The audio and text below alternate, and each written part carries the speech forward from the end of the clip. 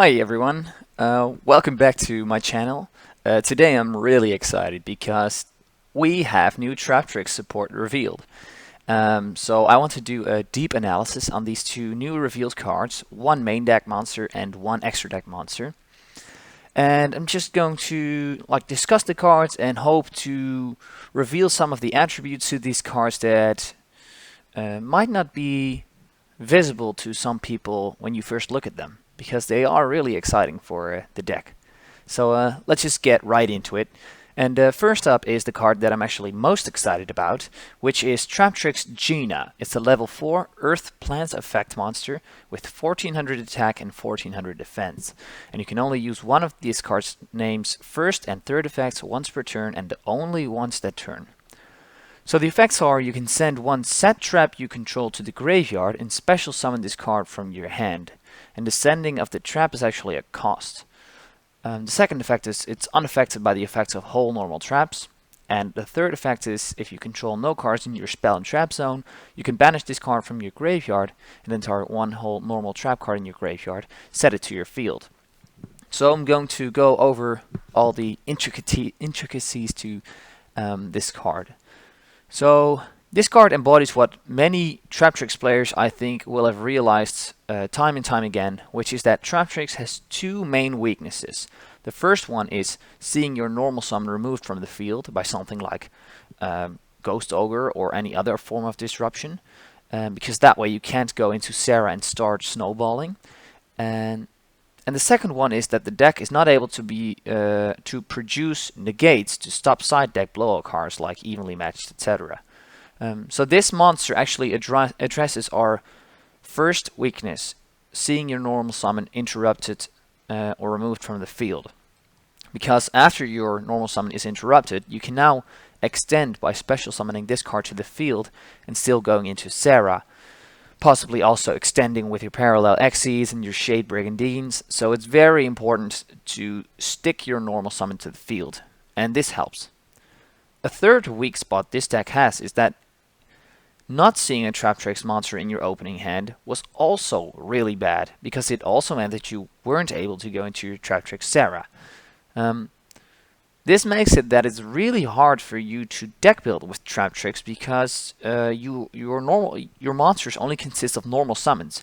So it means you either run a lot of Traptrix monsters and end up with hands where you have too many normal summons in your hand, or you run a low count of monsters but risk opening with hands with no Traptrix monsters at all.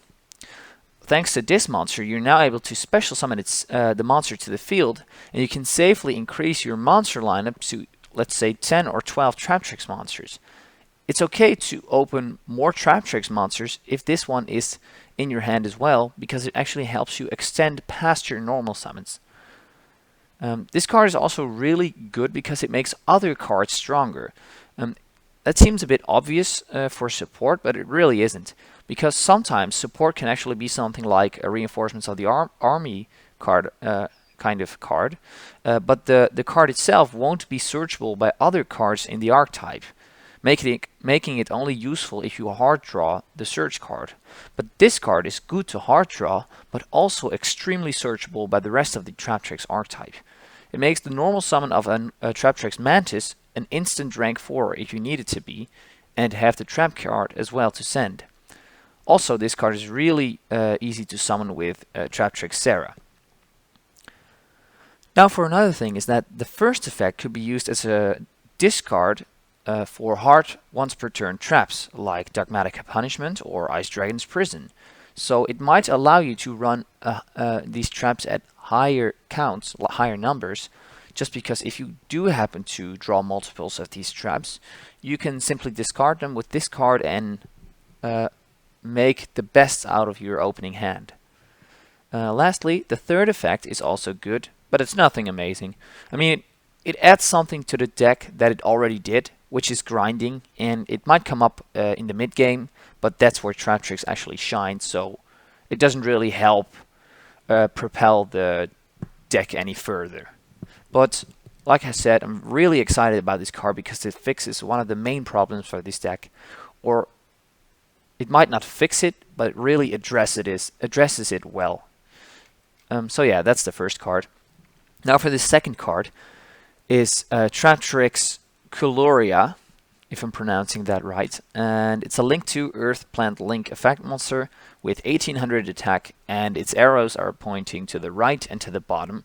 Its materials are 2 insect and or plant monsters, so it means you probably will only make it with Traptrix monsters, at least when you're playing Traptrix. You can't really link off the Sarah or any other Traptrix with another Xyz monster like Redoer, for example. You really need to use your Traptrix monsters. You can only use each of this card's name, second and third effects once per turn. This link summoned card is unaffected by trap effects, just like Traptrix Alamaris and Traptrix Rafflesia and Sarah. When you're activated, whole normal trap card resolves. You can set it face down instead of sending it to the graveyard, which is actually really funny.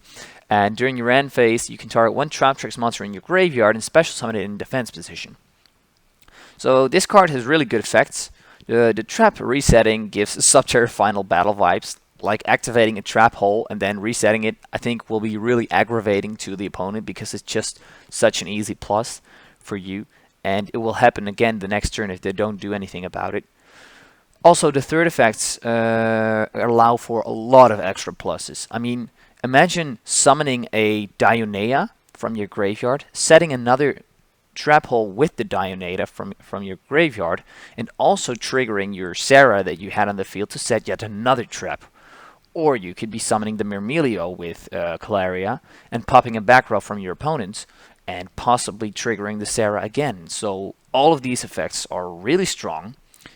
The reason I don't like this card as much as I like the main deck monster is that it does something that the deck was already good at, which is grinding.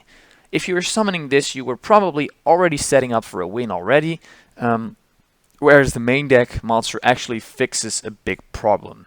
This link just feels like a win more. I mean, it can definitely have its value, but I think the deck would have been fine without it. So, yeah.